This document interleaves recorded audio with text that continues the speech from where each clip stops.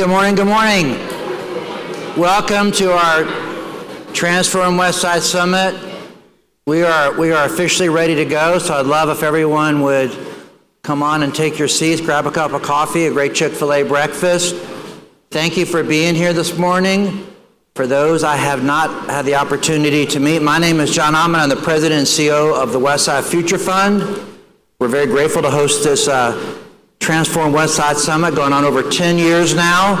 We're very excited this morning because they actually have as our devotion speaker one of the founders of the Transform Westside Summit, Rodney Bullard. So we'll be hearing more from Rodney in just a moment. But also want to acknowledge that today is Juneteenth, and we are celebrating, right, a very important federal holiday on Juneteenth, that 2 years after the Emancipation Proclamation was actually issued, to end slavery. 2 years it took for the people of Galveston, Texas to be freed. So the lesson that freedom can take a little bit of time to be delivered, but the injustice, of course, of how long it took for people that once they had been freed to know they had been freed. So we take this day to celebrate and lean into the continuing cause for freedom, and we also want to acknowledge, as part of our work on the West Side, we're very honored to host this Transform Westside Summit on this particular day. And I know personally what I take a lot of inspiration living in Vine City on the West Side is all the history of folks that advanced that cause for freedom. And certainly as we do our work in the historic neighborhoods, of reflecting that living in a disinfected community has its own ways to deny freedom. The freedom of opportunity, the freedom to kind of have a life you want. So we want to take a moment to really celebrate. We have, as part of celebrating Juneteenth Day, we have some snack packs we're putting together. I think they're right over here, right? Yes. Hold your hand. So one of the things we want to do is packing snack bags for the Boys and Girls Club. They have numerous clubs across the West Side. So we'd love for you to be a part of that if you want to help with that. And I also want to just take a moment to recognize any folks that are here at our Transform Westside Summit for the first time. So please, if you are new, raise your hand up. Nothing will happen to you. Please raise your hand. All right. Now, thank you. Thank you for being here. So for those that are here for the first time, I want to acknowledge we are now live on our social media channels. So if you want to share this with any of your friends, but as immediately when this is over, it's actually up on our YouTube channel, but we are broadcasting live, right now. In just a moment, we're going to have an opening devotion led by Rodney Bullard, the CEO of the Same House. And then we're very excited. I know they're getting ready to go. I can see them over right here. We're going to have Music Without Limits, music performance, so we're excited about that. And then I am very grateful. We're going to be hearing from the councilman I know I had the pleasure of voting for, living in Vine City, Councilman District 3. Byron Amos is here this morning. So thank you, and a great update for him, so thanks for being here. We'll have time for question and answer with Byron, and we always close out by 9 o'clock, and we're going to have, at the end of it, we'll have drawings for Home Depot and Goodwill gift certificates.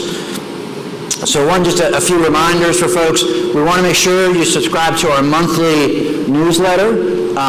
So this comes out monthly. Thank you. Our Director of Marketing Communications, Shalon, is here. So if you have ideas about promoting things, we'd love to hear about it. We want to be a great steward. Encourage you, our next slide, to kind of share. We'd love to have people come to our Transform Westside Summit, so please, pass the word of our Transform Westside Summits. And then I think we really appreciate the Home Depot Foundation and the Goodwill for the gift card we'll be giving later today. So I'm going to shift now to set up our devotion. So for those that are new, the devotions are a very, very important part of our Transform Westside Summits. And from our devotions, we always draw inspiration. We draw lessons from the lessons of Nehemiah in the Old Testament, and lessons of Nehemiah, who felt called back to Jerusalem to rebuild the city physically so it would be safe, but the longer journey is building a community based on a set of shared values. And we always take inspiration from Nehemiah, and we always begin these Transform Westside Summits just with a grounding statement. So it's up on the screen, and I'm gonna read it as well. It's become our tradition to begin our meetings with a positive, inspirational message from a member of our community. Recognizing that many in our community are driven by their spiritual faith to participate in the Westside revitalization effort, the time at the beginning of our meetings is an opportunity to share various inspirational reflections. While the speakers may articulate their personal faith, it's meant to be inclusive, inspiring, and meaningful, with the story of Nehemiah, as our guide. And so we're very fortunate to have Rodney about to step up and lead our devotion. Just as a background, it was actually Rodney and Dan and Kathy going back over a decade who thought to bring these Transform Westside Summits. We initially started them at the City of Refuge, and we very much appreciate in early days a lot of those like myself who were new to the West Side and wanted to lean in to help. Obviously, for folks that have been here for a bit, there was a lot of suspicion. What are you really here for? What are you really about? What's your real agenda? And in those early days, a lot of tension.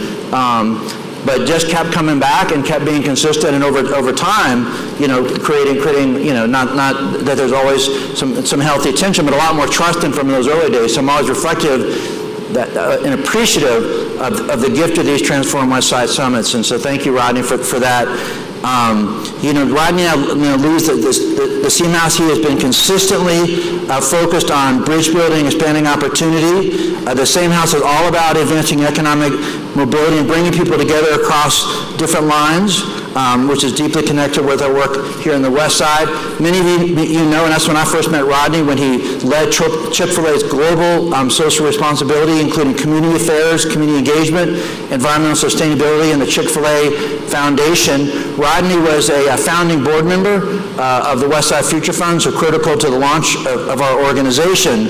And so here on this Juneteenth Day, when we're celebrating the advance of freedom, we especially appreciate, Rodney having, your voice here with us this morning. He's also an author, so he has a wonderful book on heroes and the lessons of what heroes need to advance. So I know you can get still that up on Amazon, so it's a great read.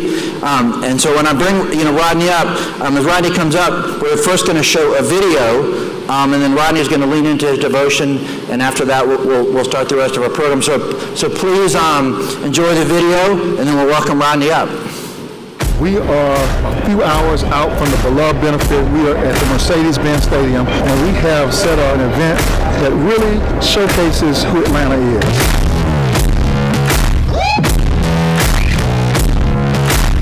I was born in this city. I choose to live in this city. I love this city.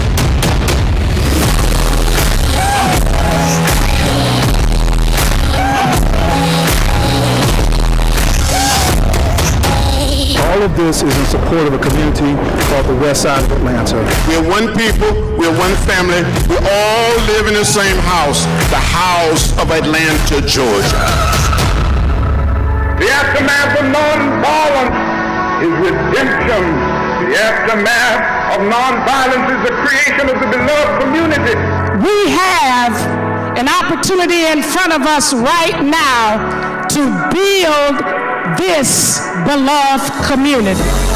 With a light in the darkness, with a life in the promise. Oh, the dream is not forgotten. I'm going to challenge you tonight. We need more than your money. I want your heart.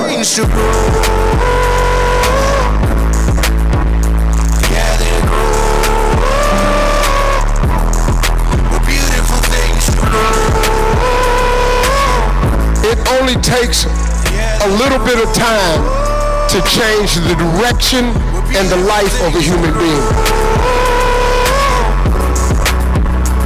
We have raised $5,039,000. Guess who's back again? What y'all trying to do?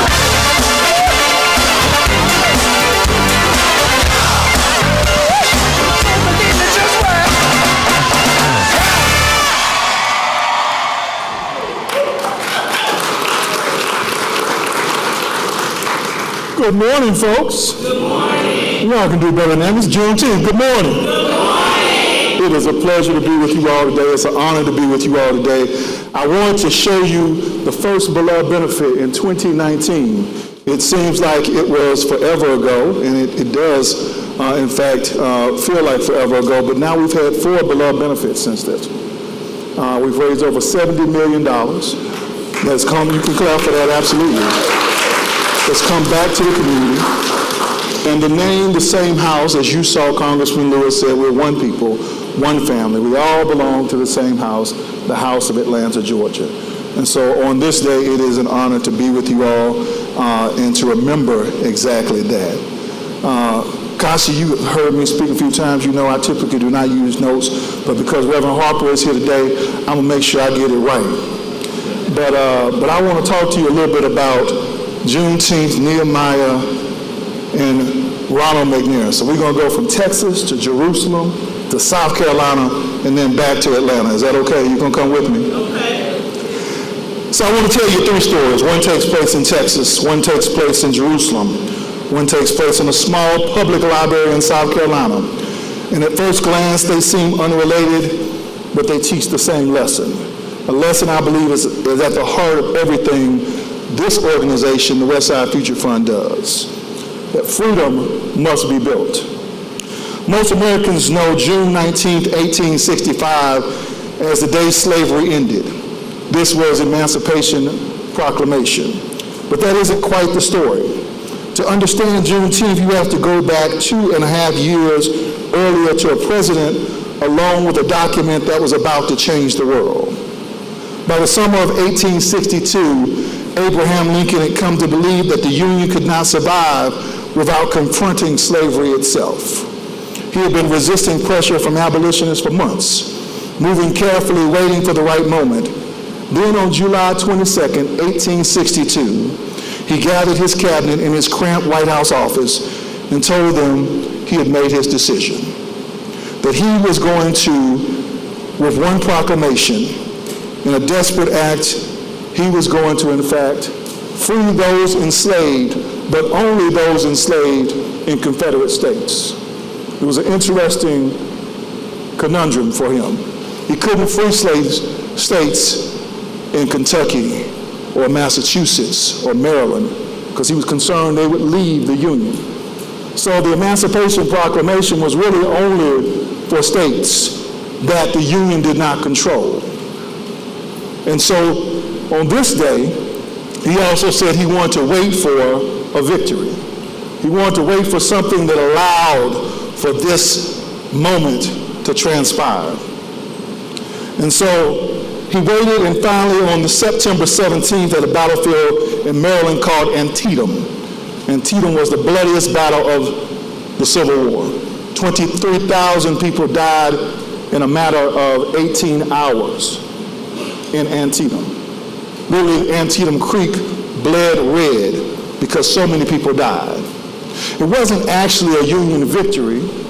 Union actually had been losing all the battles up until that point, but this was the first time that they didn't lose. And so they called it a victory. And it was enough for Lincoln. And so Lincoln, 5 days later, issued a warning to the Confederate states. Return to the Union by January 1st, 1863, or every enslaved person within your borders will be declared free. Not a single Confederate state complied. So the morning of January 1st, 1863, Lincoln spent hours in the Blue Room, shaking hands with hundreds of citizens at the annual New Year's Day reception. Then he climbed the stairs to his study, and he said this: I never in my life felt more certain that I was doing right than I do in signing this paper. If my name ever goes into history, it will be for this act, and my whole soul is in it.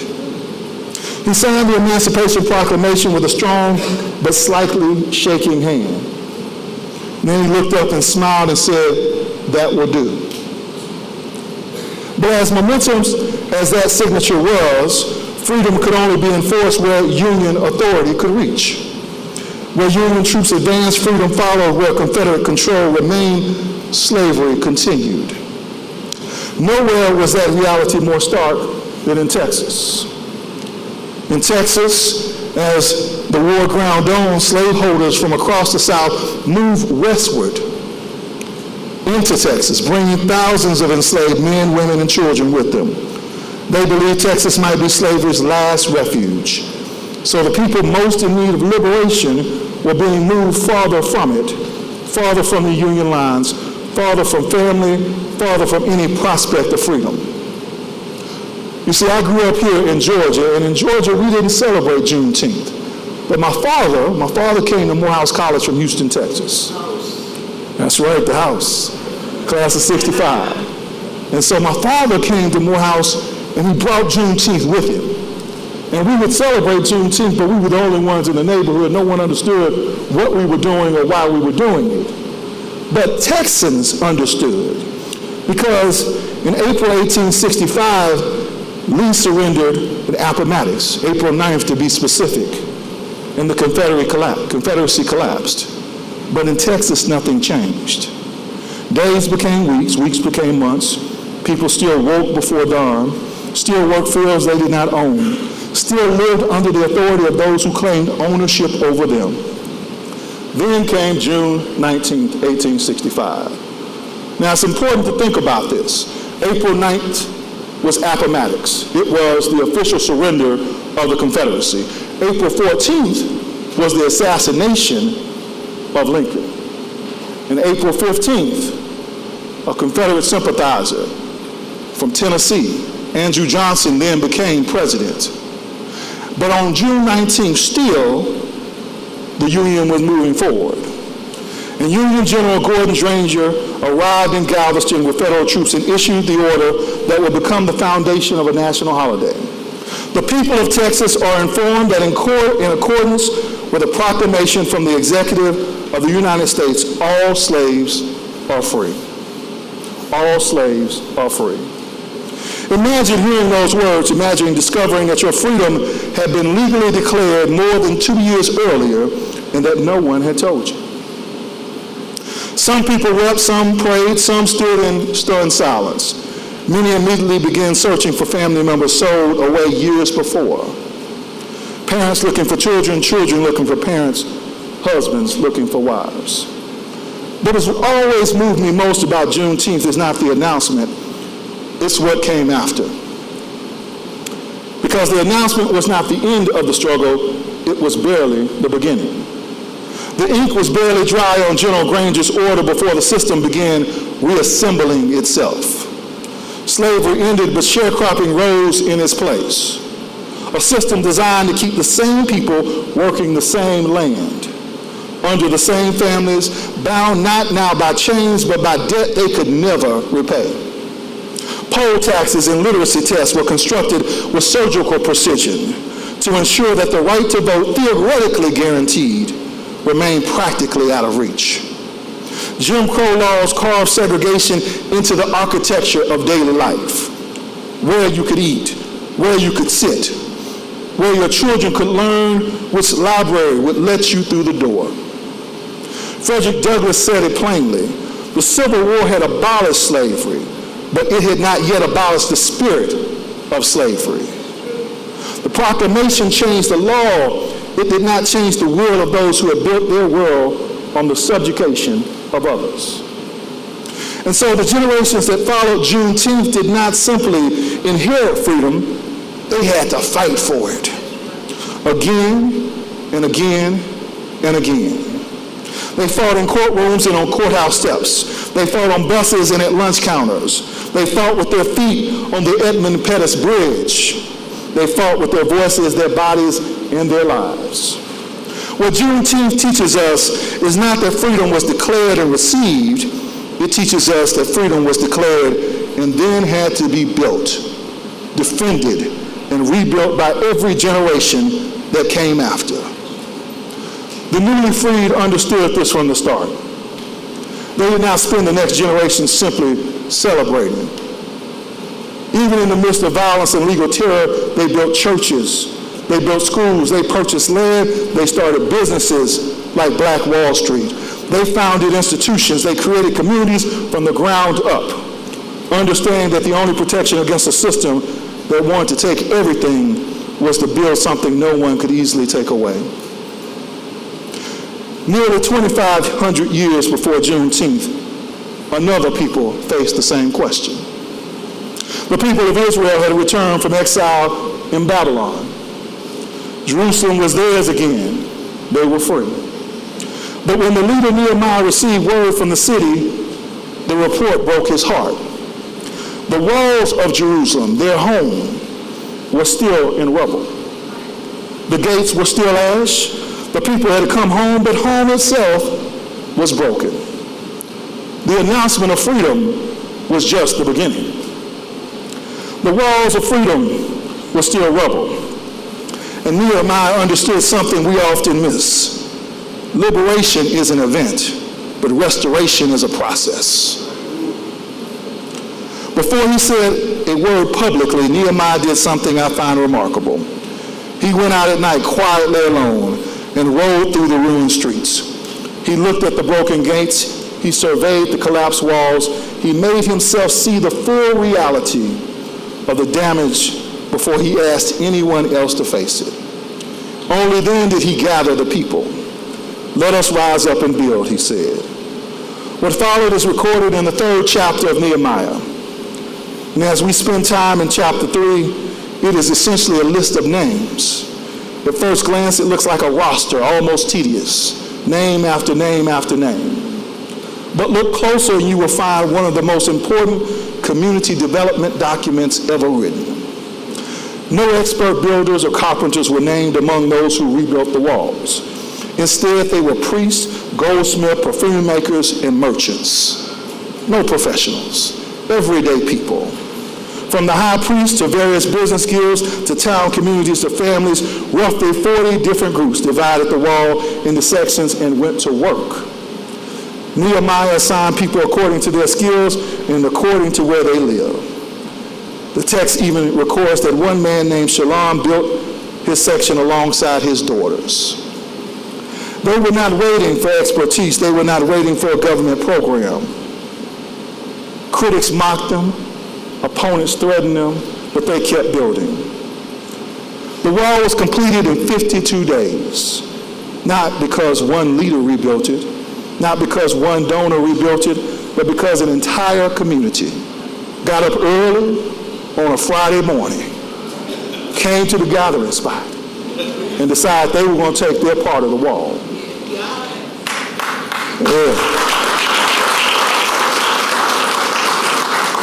The wall wasn't a destination, it made the destination possible. And so we've gone from Texas to Jerusalem. We got one more place on our itinerary. I want to take you to Lake City, South Carolina, 1959. A young man by the name of Ronald E. McNair, 9 years old, in Lake City, South Carolina. You can imagine Lake City, South Carolina in 1959, the segregated South. Ronald E. McNair was precocious and extremely bright. He had read all the books in the library on his side of town. There was no more to do there, but he was told, Dallas, that there was a library on the other side of town that might have new and better books. So he got on his bike and he rode to the other side of town. And then he walks into this library and he says, "Can I check out books?" And they looked at him and they said, "Son, no, these books that you have gathered, they're not for you. You are not of the right color and this is not your library." Ronald McNair then said, "No, I want these books."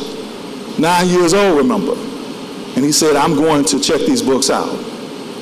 The librarian looked at him and then she said, "Son, I'm going to call the police." And she called the police on little 9-year-old Ronald E. McNair. The police responded and they got there. When they came, they looked at this 9-year-old boy and they said, "You know what?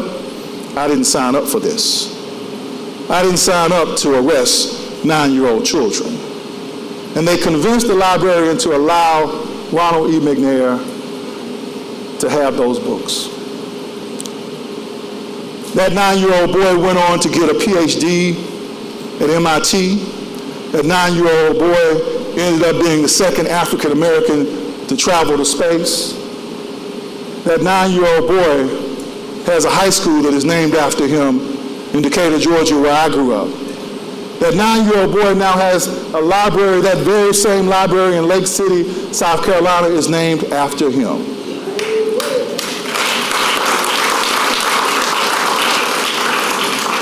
I tell you that story because at the end of the day, we know that freedom has been proclaimed. But we can walk around neighborhoods like the Westside and know that there is work to be done. Oftentimes we say that work might be someone else's work. That's the work of the Westside Future Fund. That's the work of Chick-fil-A, Arthur Blank. We're waiting for someone else. But this group knows, just like 9-year-old Ronald E. McNair understood, that that's the work of each one of us, personally, that that's the work for us to rebuild the wall. For us now, rebuilding the wall looks like workforce development. It looks like affordable housing. It looks like ensuring that we have a safe community to live in. It looks like the West Side that we want and aspire towards. At the end of the day, freedom has been announced, but freedom must be built. And I'm so very glad to stand shoulder to shoulder with you as we build this wall. God bless.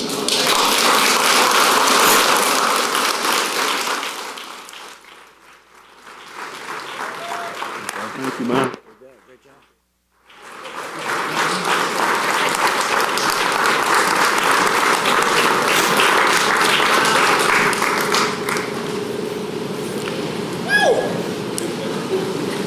All right, Rodney, the people have spoken, so great job.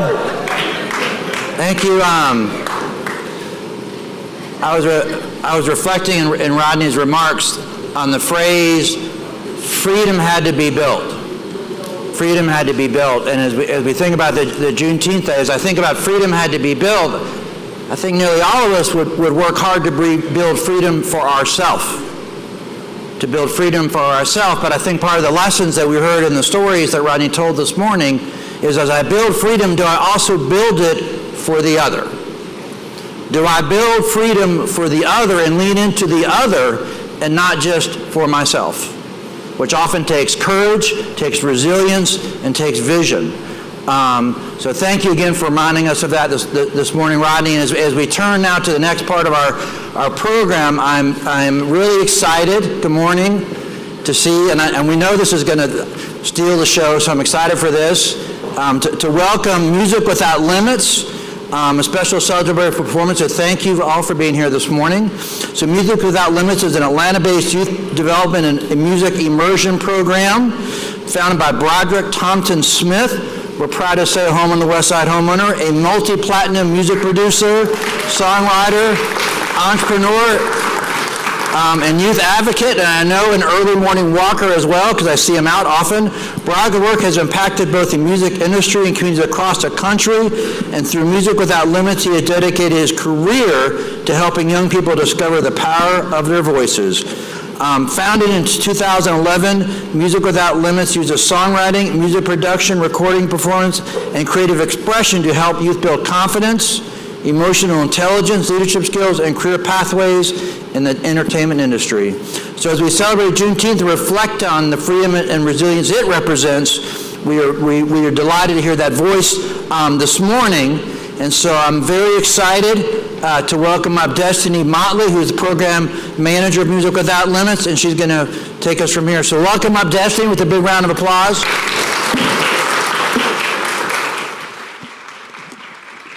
Good morning, everyone. Yes. My name is Destiny Motley, and I serve as the instructional writer and program manager for MWL. As the instructional writer for the program, I help develop the curriculum, lesson plans, and educational content that guide our young people through their creative and personal development journey. My role is to ensure that every activity, workshop, and music project teaches valuable life skills alongside artistic expression. Through our curriculum, we help young men and women understand communication, emotional awareness, conflict resolution, self-expression, and the importance of taking responsibility for the words they speak and the messages they create. It is my privilege to work alongside an extraordinary leader, Mr. Broderick Thompson Smith, founder and executive director of MWL. Mr. Smith is a multi-platinum producer, songwriter, entrepreneur, and community advocate who transformed his success in the music industry into a mission of service.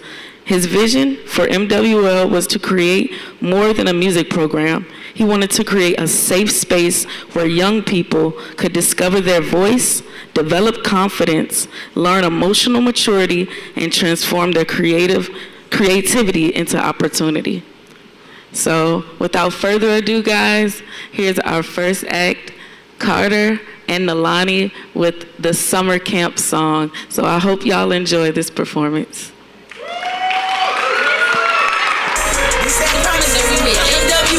We on the block, yeah, ducking on the ops, sipping on Calypso, 38 high. Tryna find something to do, hit out my partner like, what up, twin? Westside, and what the business is. On the inside, yeah, ducking on the ops, sipping on Calypso, 38 high. Tryna find something to do, hit out my partner like, what up, twin? Westside, and what the business is. On the inside, doing what, just kicking it. Let's do it, come through, let's kick it in. So I'ma come through, yeah, we can kick it swing. Max on deck, Bluetooth set, hit the root check, tryna see what's there. I ain't tryna shit chat, cut past the gossip. Just me and my partner, get it poppin' like a chop. Got a bad little started, how about you? This is invite only, no you can't just come and pop up. Catch the wrong vibe, yeah, it might just mess the salsa. On clock, and on lock, yeah, I'm bossed up. White girls love me when they see me, I'm awesome. Catch the wrong vibe, yeah, it might just mess the salsa. On clock, then I'm locked in, yeah, I'm bossed up. White girls love me when they see me, I'm awesome. We on the block, yeah, ducking on the ops, sipping on Calypso, 38 high. Tryna find something to do, hit out my partner like, what up, kid? Westside, know what the business is. On the west side and doing what, just kicking it. Bet, let's do it, come through, let's kick it in. So I'ma come through, yeah, we can kick it swing. It's the summer, yeah. I'm just trying to make some money for my come up, yeah. So when I link with my friends, all we wanna do is turn up.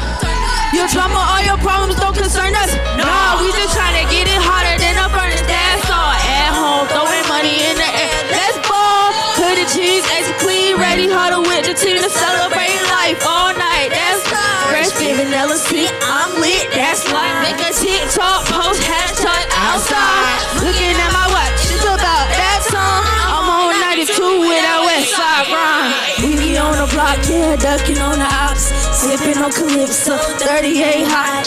Tryna find something to do, hit out my partner like, what up, twin? Westside, know what the business is. On the west side and doing what, just kicking it. Bet, let's do it, come through, let's kick it in. So I'ma come through, yeah, we can kick it swing. It's the summer, yeah. I'm just trying to make some money from a come up, yeah. So when I link with my friends, all we wanna do is turn up, turn up, turn up, turn up, turn up, turn up, turn up. Oh man, MWL. So listen, I've been sitting around campus and sometimes I'll be like, that girl need to be by my side. So I've been thinking, they could probably give me some time just for me and you. Of course, if that's cool with you. Yeah. What I gotta say and make you want me, slide me a number, don't wanna be lonely. Don't wanna be lonely. Don't wanna be lonely. You look right to me, that's my type to me. You look right to me, that's my type to me. When we first met, we used to have good times together. My heart up in a box, you gotta dig it with a shovel. It gives me a better feeling if we can move on together. Get it for your heart, I ain't in it just for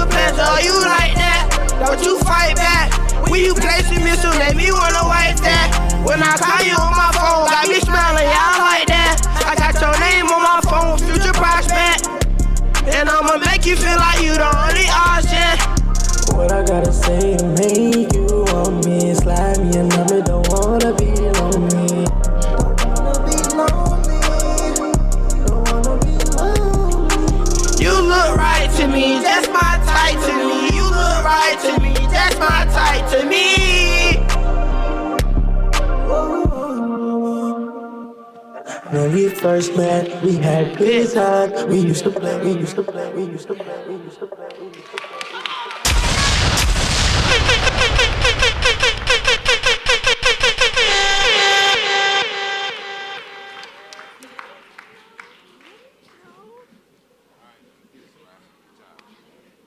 NWL.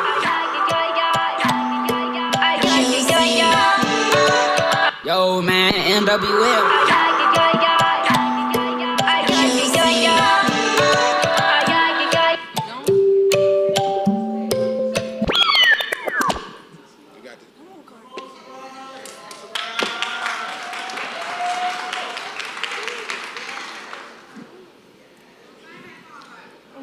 Yo, man, NWL.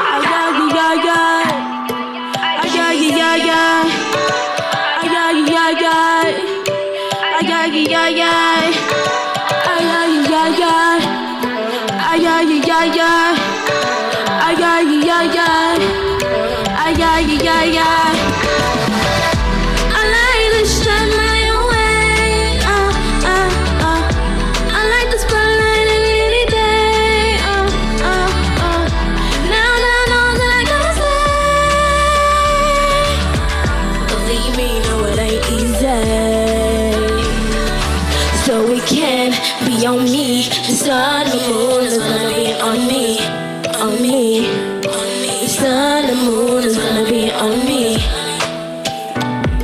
The lip upon my feet is gonna guide me. To everywhere I'm supposed to be, supposed to be. To everywhere I'm supposed to be. Gotta stay focused in, hoping in what I know within. That voice that speaks to me, hear but I can't see, yet still when they say,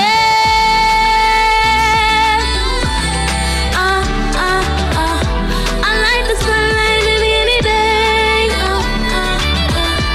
now I know that I gotta stay, believe me, no it ain't easy.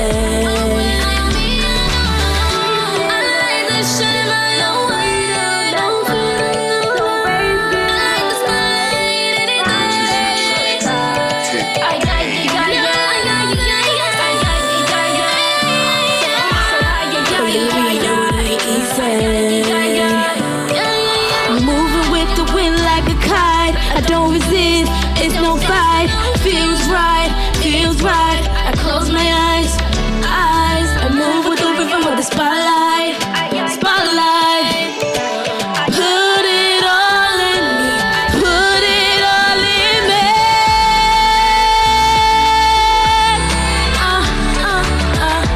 I like the spotlight any day.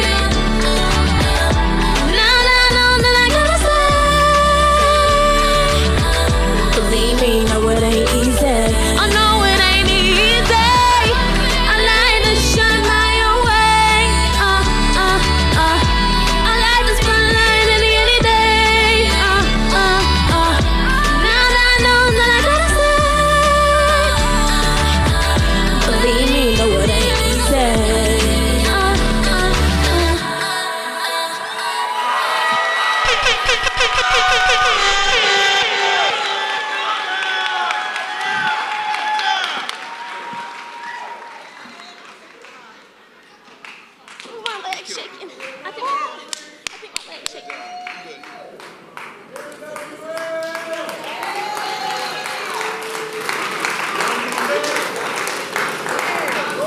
Well, y'all want to give it up for one more time?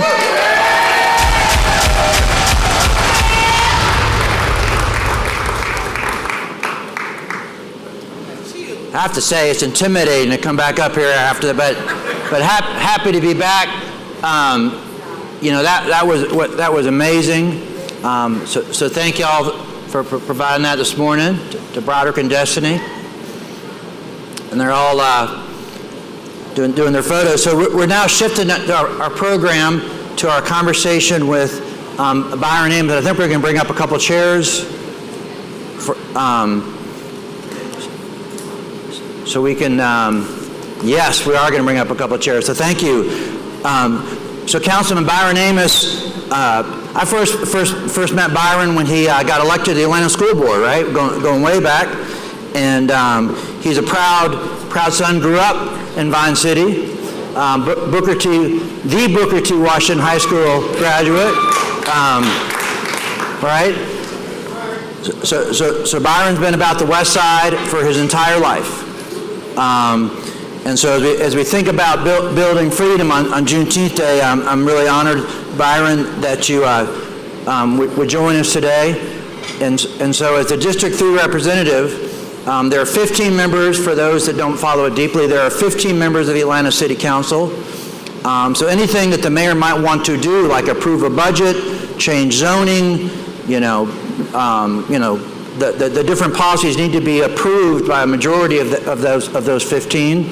So there are 3 that are at large, and then the other 12 represent different districts. So Byron, it's a lot going on at Atlanta City Council right now, right? Especially the mayor of our city has really focused in on his second term, something called a neighborhood reinvestment initiative, where the mayor really wants to lean in, and council, and Byron is among one of those leaders, to really address some of the long underserved communities on the west side and southeast Atlanta as well. So let's welcome Byron. We're going to do a little Q&A, and then we'll open up the audience as well. Come on up, and thank you.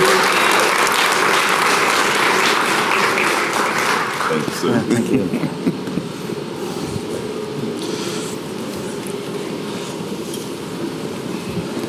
All right, good morning. Good morning. So maybe folks that don't know it well, maybe just tell a little bit, folks, about your own little, personal story on the West Side a little bit, and then maybe also your why. Like why did you decide to, move into leadership roles that you do? Well, before we go there, let's first and foremost give it up for the gathering spot. Yep. This place has become a home for so many people, but we forget it's still a small business, it's still minority owned, and it's still in City Council District 3. So let's give it up for them. And then, of course, not only to you, John, but to your team and to your partners of the Westside Future Fund that makes you look good. They make you look good. Give it up to them as well. Thank you for that. So, Byron Amos, Atlanta City Council District 3, born and raised, still live in the same house my mama brought me home to 53 years ago in Vine City. The why, I tell people I was blessed with the curse to serve. I was SGA president at Bethune Elementary, which is now closed. I was SGA president at Kennedy Middle School, which is now closed, but opened back up as the Great Hollis Innovation Academy. Yep, they would give it up for Hollis. And I was SGA vice president at the Booker T. Washington High School. So doing that, NP Neighborhood Leadership, Vine City Civic Association, NPUL chair, went on the school board, and now proud and pleased to serve on the Atlanta City Council. And here's my truths. I love my city, but I realize we are a city of two tales. So everything that they want on Peachtree, everything we want on Peachtree and Piedmont, I want the same thing on Boone and Hollowell. It's that simple. It's that simple for me. So understanding that when we as children used to talk about the other side of town, being able to concentrate that conversation on our side of town is why. No, thank you. And given your long arc on the West Side, maybe talk a little bit about, do you have, given the moment we're in and where we're going, do you have optimism? And then maybe share, within that, what do you see as you reflect on what you see the next, few years to look like? Well, understanding that I, as a leader, have to do just that, lead. Understanding that every day we on the West Side have two opportunities. That's a chance and a choice. And the choice you make leads to the next chance that you get to make a different choice. So understanding that, and also one of my campaign slogans was, I must be informational, I must be inspirational, but then I must be motivational. I must give you the right information. That information must inspire you. But if I don't motivate you to get up and do something about it, the information is no good. So I'm very optimistic about what we have on the West Side, because we have been doing it for a long time. We have had a lot of promises broken to us. We have been through a lot of programs. You talk about when you met Rodney. I actually met Rodney when he was part of the U.S. Attorney's Office. Was it Weed and Seed, the Project Safe Neighborhood, one of them. But we had the program that Carter had. We had empowerment zones. We had Project Safe Neighborhoods. We had Weed and Seed. We had every program thrown at us on the West Side. But we have not stopped to learn what happened with those programs, and I think that is to where we are now, to where the community is beginning to realize that we have to do something different with our people before we can do something different with our dirt. Thank you. And that's one of the biggest reasons why I supported the TAD extension, and I supported the Neighborhood Reinvestment Act. Because the truth is, everyone said it right, TADs were not designed to help people. They're not designed to do that. They're designed to build buildings. But we finally figured out that we need that neighborhood reinvestment piece to help the people. Vine City Health and Housing Ministries, one of our former community development corporations, had started by the great W.L. Cottrell, had a slogan, building housing for people, but building people for housing as well. And I think that is where we are on the West Side, to where we are beginning to realize all of the tools that we have. But more importantly, we're beginning to realize our biggest tool are the resiliency of our neighbors and my friends and everyone I've grown up with. No, thank you. And one of the things, that you mentioned, and for folks that aren't deeply familiar, the Neighborhood Reinvestment Initiative, the NRI, the mayor, passed out of City Council just last week. I think 13-2, right? Mm-hmm. 13 yes, 2 opposed. And for folks that aren't deeply familiar to it, maybe reflect on what you think it really means for the West Side, what it means for District 3. So as you think about what people can expect to come from this, what would be some of the things that you would highlight? So it's ironic, because my first answer really would be one of those political answers, or it could mean the world to us. But we have to dig deeper than that. This is going to mean what we make it mean. And it starts with me realizing that we have a lot of work to do. This is not the silver bullet. It just looked like a silver bullet. So we have to dig in, and we're already planning meetings. I have a neighborhood leadership council in which I have already sent an email to say, what is your legacy project? What will it look like on the ground level to leave something behind for the community? So we're going to incorporate that in the plan. So like I said, part about being a leader is actually leading. We're going to go out, and by the time the mayor circles back around to talk about our redevelopment plans, to talk about our neighborhood reinvestment initiatives, I will already have it laid out. These are the wishes and the plans of the people of City Council District 3. You don't have to look no further.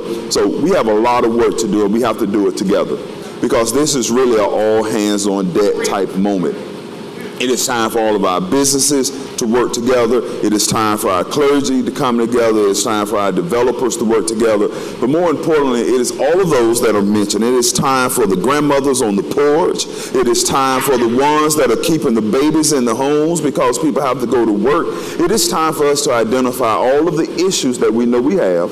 Don't dwell on the issues, but finally let's start talking about the real solutions that will help the people on the ground. No, thank you. So I was just curious. So we know we have this room is full of champions for the West Side, and as to your point, we got to really lean into it. What do you think some of the things for folks that are here to support, you to make sure we take all advantage that we can? Like what would you coach people to do? Well, and that's why I was excited when you asked me to participate today, because this room is full of people that's going to hold me accountable. Let's start there. That's the first piece. I'm looking at faces now, and many of you have been in my email, my phone calls, and things of that nature. So that's the first piece, making sure that we at City Hall is being held accountable. And then I wanted to come here and say that to you publicly, hold me accountable. So that's the first piece. Then you're also going to help me as well. And that's because I know a lot of people probably typing text right now with this is what we need to do. I got a program that can do this. So that is the type of things I need you to be present in this moment. Yes, we got a long way to go. Yes, there are a lot of difficult decisions that we have to make together. I may be the one voted on city council, but trust me, we are making these decisions together. And then when I don't make the decision that some of you may agree with, I know I'm going to hear from you. And that's still sharpening steel.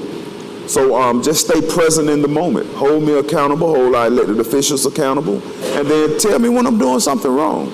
You can be as public as you want to be. The only thing I ask is be right, be factual when you're saying we're doing something wrong.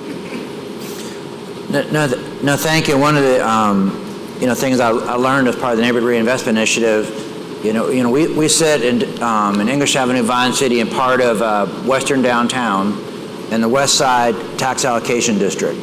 So that was first established in 1998. It's good until 2038, and if the extension goes through, it'll be all the way to 2056. Yes. And so now there's a lot of increment building up, and to your earlier point, it must be used for capital projects. And those could be infrastructure, et cetera. But one thing we know, there's a lot more increment now in the Westside TAD than there has ever been. Mm-hmm. And there's more increment available for English Avenue, Vine City than there has ever been. And as from your perspective, as folks think about how to build project lists, do other things, like how you as council, because I know council has some very specific ways that they wanted to weigh in as the West Side, especially on the West Side tab, looking to spend those dollars, the process that people should expect to see on how those dollars will be allocated. So, we're talking about TAS, and my perspective is a lot different than some of my colleagues, because I have been in the West Side TAS since the creation, since we extended it. Vine City English Avenue has been a TAD at the end of this extension probably for about, 55 years. That's a lifetime for a lot of my friends. So what have we done in that time span to do something different? I have been in many conversations with my friends and neighbors in Washington Park, because the West Side TAD stops at Lowry. It is very difficult to spend most of my days at Mr. Everything on the south side of ML King, because the TAD stops at ML King.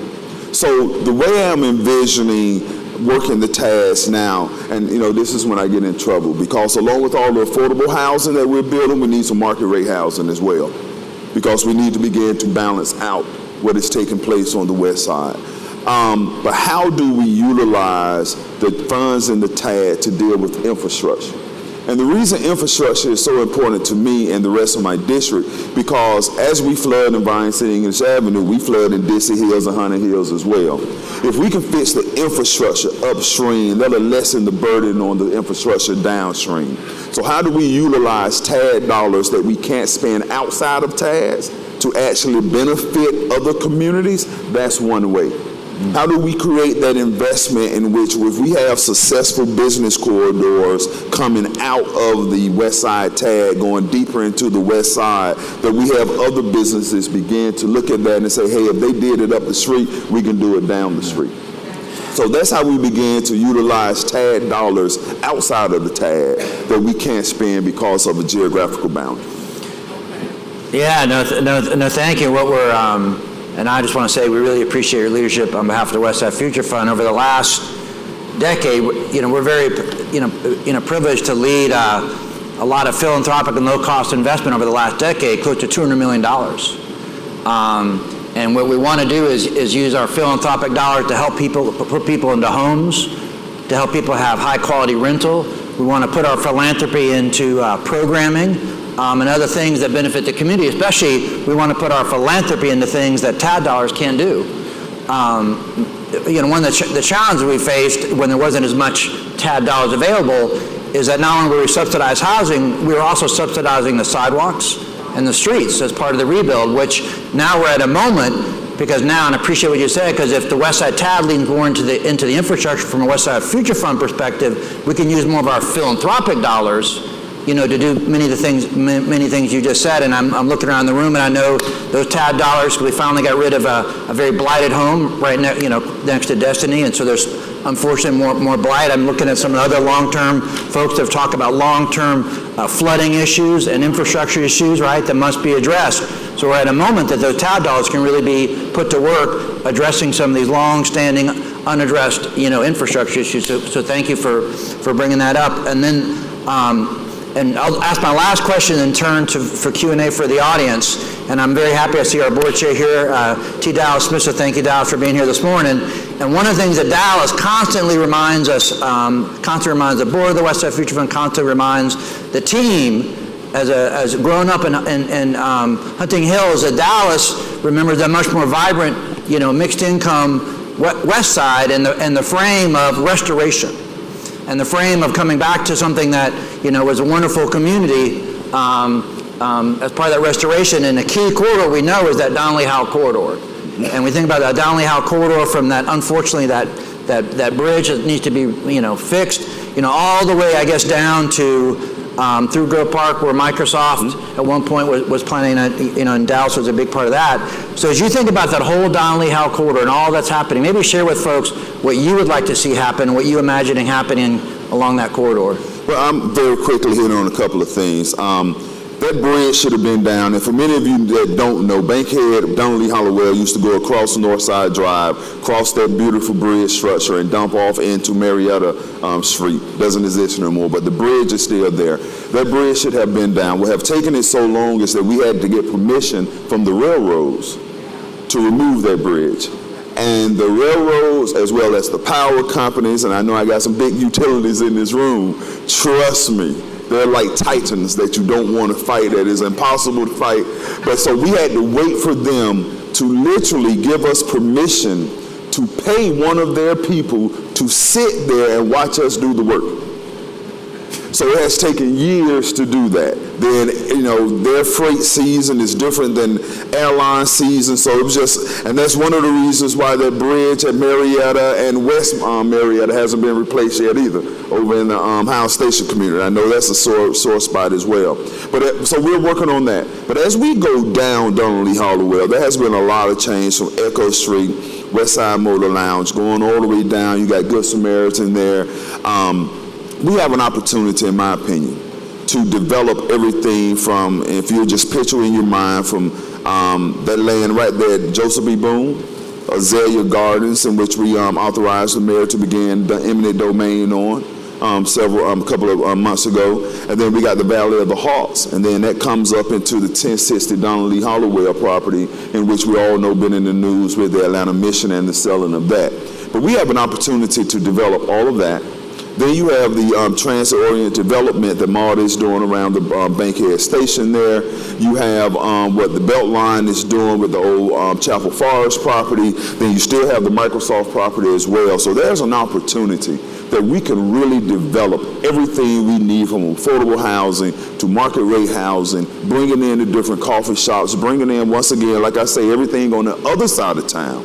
We have an opportunity to develop it right here on our side of town as well, and we have to seize that moment. But going on down Donnelly-Hollowell, you hit Grove Park, and they're doing wonderful things out there. I think I seen the chairman of the foundation out here, there is in back there, Gavin.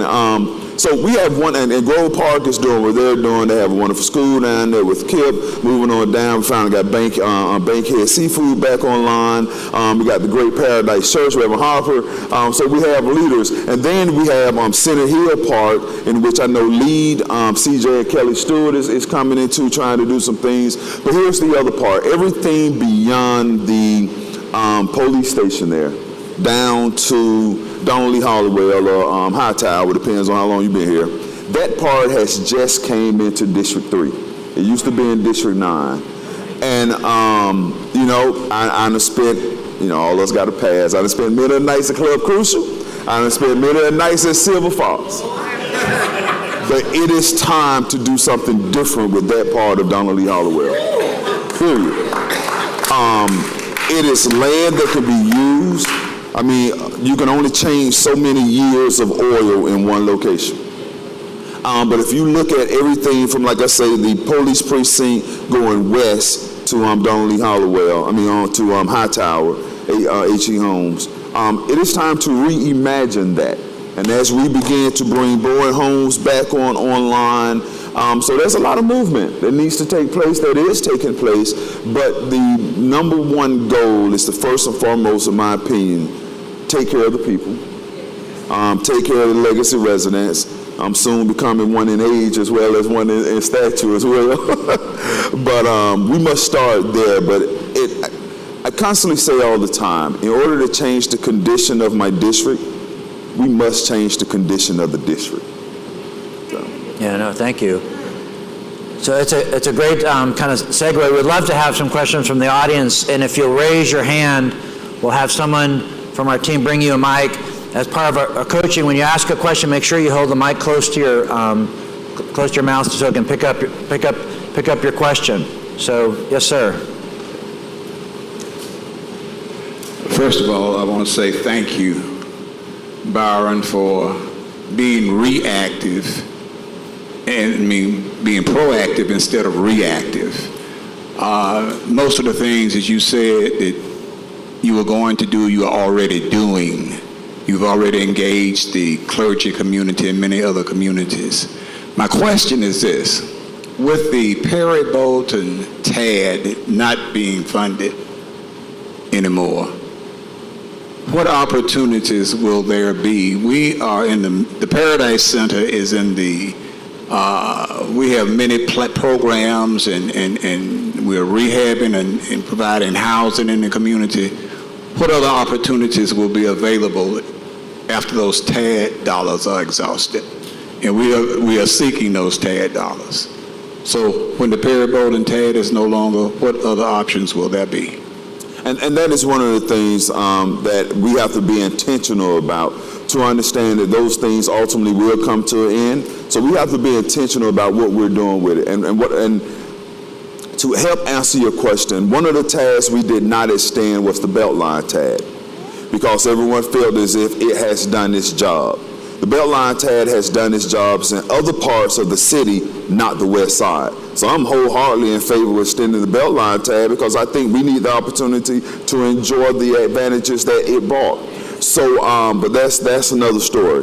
But to be intentional, to understand those things coming to an end, and also to create a community to when those tasks do come to an end, then those resources that you're looking to fund may no longer be needed. I really think social services should be working to put themselves out of business. I know that's right. If that makes sense. So, thank you. Byron, my question is more of a personal nature. As a pastor, we've been taught to love the sheep, even love the smell of sheep. My question to you is, how did you feel when the seat opened in the beginning and you were rejected by the neighborhood that you had fought so many years for? Instead of being the logical choice, you were not elected the first time. So how did you feel about yourself and about the sheep? I took a couple of hours to reflect, and then I realized there was more work to be done. And that's all it is, just misinformation. Politics is a game of choice. We ask you to make a decision, and we give you the information to make that decision. So unfortunately, I did not give the right information to the right number of people to make the right decision that was right for me, of course. But the second time around, more praying, more working, more knocking on doors, more encouraging people, we got to where we are now. So it's really a moment of self-reflection to sit back and say, not what the people did wrong, what did you do wrong, to make sure that the outcome was what you desire. So, yes. Thank you. Okay, I have a question. Hey, thank you, Brian Amos, for being here. Adrena Marie, 26 years of the Westside Advocate. I actually was with you when you first got elected over here in our community, so we really do appreciate the transparency. Right now, I think the issue for me is that we have a lot of our elders houses have been put in a portfolio with the mayor's office. And when they came in to do this redistricting and rebeautification of our community, most of these elders have lost their home. We are not talking about it. The issue is being brushed up under the rug. Mr. Amos, I know you do a lot door to door with our elders and been very transparent of walking with them and communicating on these different transitionings. But we have a lot of our elders are homeless. So the problem that I'm having is that we don't have a safety and security measurement put in place for these type of transitioning for our elders. What is the next type of communication that you can bring to the community where we can be enlightened on making sure that we get them the proper information that they need so they won't be put on the streets, and with the mayor's office being involved with this situation? John, you have done an awesome job with what you're doing here, but we definitely need to have a lot more collectives that are here standing by in the forefront for these elders that are really going through some transition. So can you enlighten me on maybe some ways that we can kind of come together and, our politicians and community can start accepting our elder situation and really taking it serious? Thank you. And thank you for that. And you and I, starting today, can start working on that, and everyone else in the room, because, like I told you about information. So we actually, taking leadership from the Westside Future Fund, increased the fund amount of money to pay our senior citizens increases in their taxes. So that was one thing the city has started to do. But then the information is the other piece, because if you go back and think about it, we passed the blight tax a couple of years ago. One of the things, of course, we still needed to do some things on the city side, but the biggest holdup for the blight tax was that our tax commissioner, which is a Fulton County officer, refused to sign the MOU. So we had to bring it back in-house to figure out how we could do that process ourselves. So at that point, he is an elected official. That's the information. And next time it rolled around, remember Arthur Ferdinand is willing to sell the taxes of our senior citizens on the courthouse step, but will not sign off on the blight tax to get some of the blight out the neighborhood. So that's another thing. In my first year in office, we sent a resolution over to Fulton County asking the tax commissioners to stop selling sanitation fees of our senior citizens. We have enough programs, I believe, and we don't have enough. We have several programs and several subsidies to buy down the taxes of our senior citizens. But it is that $400 tax fee that they get at the end of the year that Arthur Ferdinand treats as a tax. By February, he's selling that on the courthouse step. The speculators bid it up so much to even that year that we have to get that tax back, we can't do it. So that is the information to understand. It's not only the city of Atlanta, it's Fulton County as well that is allowing these processes to take place. One of the things we was able to do in this year's budget is to put more money in the public defender's office. Why is that important? We actually have speculators that are actually calling code enforcement on our senior citizens. And by law, we have to go out and inspect. It may be a shed that they kept their lawnmower in for the last 50 years that they've been there, but it's falling apart, it's dilapidated. So we have to write the citation. When they go to court, now our public defender's office have the funds to be able to say, we'll take that shed down. So it's more opportunities like that. One of the biggest programs we're developing out of the office, in which I'm actually going to roll out through my ministerial alliance, is a volunteer program. If we can get our deacons, if we can get our young men, our fraternities, our people that, if we have these small violations that we're able to take care of ourselves, then we should have enough volunteers in the district to go out and say, we're going to do this. And I will find some money in my budget some kind of way to at least fund the first beginning of it. But I think it's enough time for us, as we talk about as a village, to really begin to do it ourselves. And then the other piece about the NRI, when that legislation is signed off by the mayor, there are millions of dollars that will instantly be transferred to nonprofits operating inside of this city. Only thing I ask for you to do your job. That's the only thing I ask. If you say you're going to be in our neighborhoods taking care of our senior citizens, be in our neighborhoods taking care of our senior citizens. when I was on the school board and we realized there was 232 organizations operating inside of APS to deal with the dropout rate and the graduation rate. And both of them was going in the wrong direction. 232 organizations. So if we need to do this NRI thing and take some of that money back from these people we just gave it to, that's what we need to do, period. So. All right, thank you. Good morning, Byron. Naomi Green, Howell Station. I'm EMB. I want to see all the things that you're talking about happening here on the west side. But what's our role as neighbors to make sure that the neighbors, I'm a new resident of the west side, what's our role to make sure that the current legacy neighbors who have been here for years before can stay in their homes? How can we participate in that? How can we make sure that the houses that are built are not the $600,000 condos that are coming up on Bankhead Highway, and that it's an affordable opportunity for the folks who have been here long before all of us? Well, before I answer that question, let me answer your email. Me and Ms. Green had this email going back and forth that I have not returned, saying it was about the data center being built over in West End. And, you know, I got a very tricky past with data centers because I inherited one, a QTS, one of the biggest ones in the state. So at first my thing has always been standing with the community. If the community felt as if they wanted it, then I would look at it. But you asked a very serious question. And the question was, if the community wanted, you guys, we passed the resolution not allowing things in the Beltline overlay and things of that nature. And what does that mean for the rest of the city? And I tell people all the time, I took an oath to be an Atlanta City Council member, but I was voted to take care of the West Side. So to answer your question, I would not be supporting the data center, because if it was just a standalone data center, then I would still be considering it. But because it triggers so many things, because it goes against so many things that we said that we do not want, I would not be supporting that. So that answers your email. The second question is, how do we build houses to ensure that it is not the ones that nobody can afford? And that's actually working through the Westside Future Funds and working through the mayor's initiative, in which we actually started to activate land that we already owned.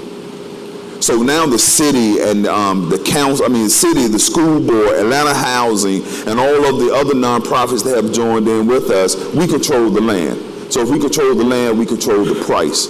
And it's not so much about profits as far as it is about maintaining. So ensure that we're able to control as much land as we can, which is still dangerous because we get some elected officials that are out there. But it's up to the voters to will us back in. But that's one of the easiest things we can do to begin to activate the land that we already own. And then we need to start talking to like-minded people. All of us know different developers. And we know different developers that will come in and build at a price point that will actually serve the community. And then we know some that is just out there for profit. But then there's things that we as elected officials could do. The first thing we can do is stop charging costs in Westside Future Fund $30,000, $40,000 because we can't get them out of permitting. Let's just be honest.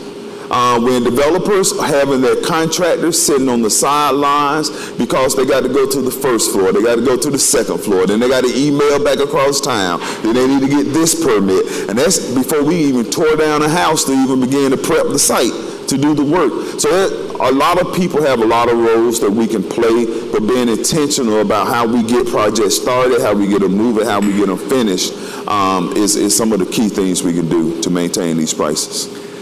Well, we've hit, and two things are true. We have more questions, but we also we want to end right about around 9 o'clock. But I know, Sade, you've had your hand up because I've been seeing her looking. So one more question, and then we're quickly going to do the drawings for the gift certificates. But I know maybe people have more questions, but but I know, Sade, you've had your hand up for a bit if you want to ask. But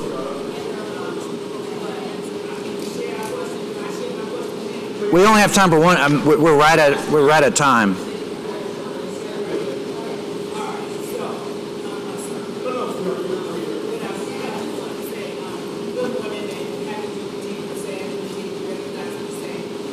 But I'm thankful to be here this morning.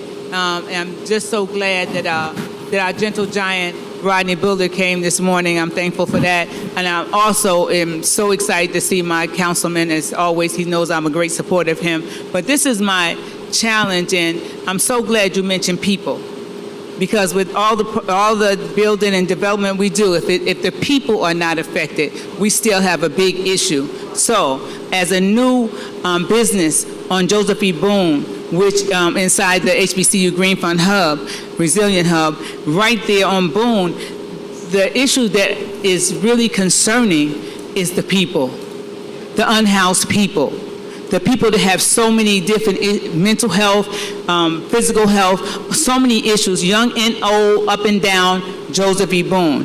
And so as Westside Future Fund develops and provides housing and so many other things for the community, if we don't have the people dealt with and their needs met, where do we go from there? Because I'm sitting there, I'm looking to generate great business and provide a service of health and wellness to the community, but I need support. Not only support do I need, but the people are of paramount importance because they're laying around and sitting around. Then we have the great Cook Park right there.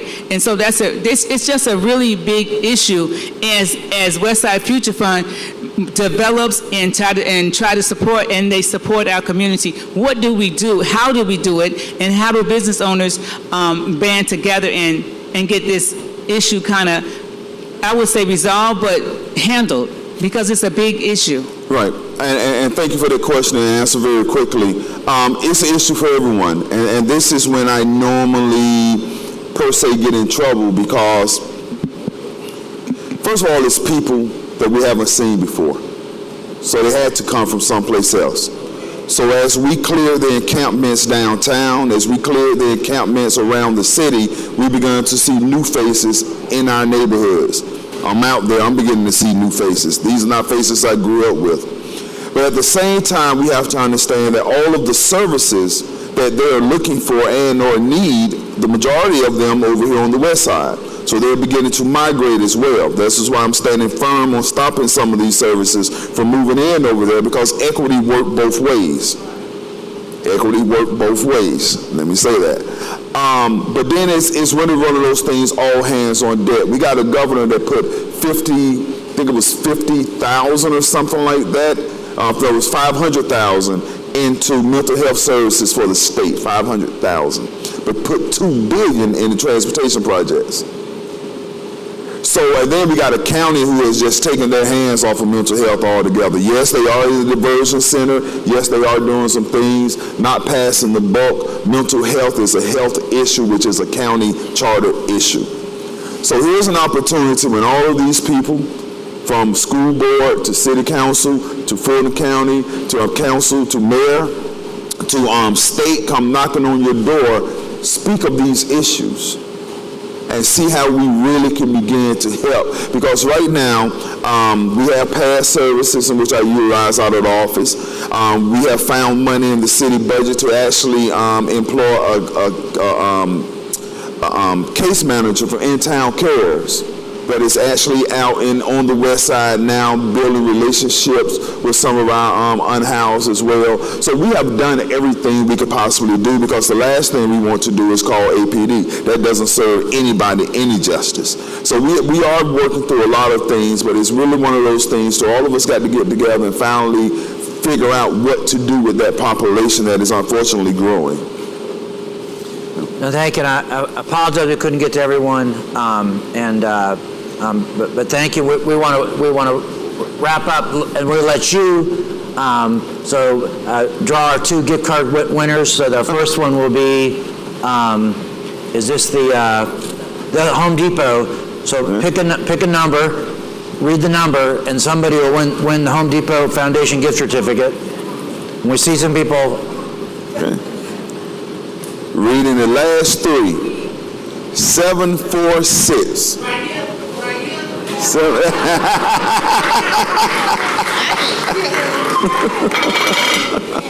All right.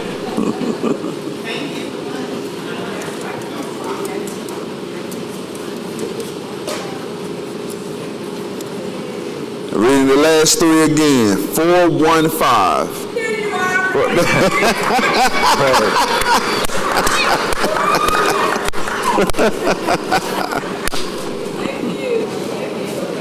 Amazing morning. Thank you to our devotion speaker.